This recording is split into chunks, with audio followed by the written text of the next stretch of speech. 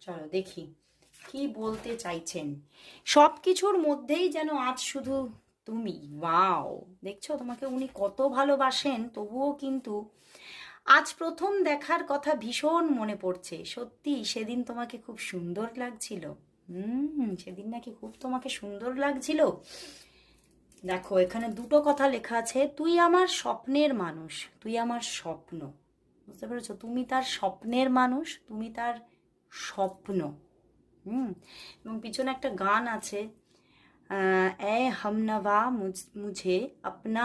ও, এই গানটা হচ্ছে সেই গানটা, मुझे अपना बना ले, सूखी परी दिल की से जमी को भिगा दे,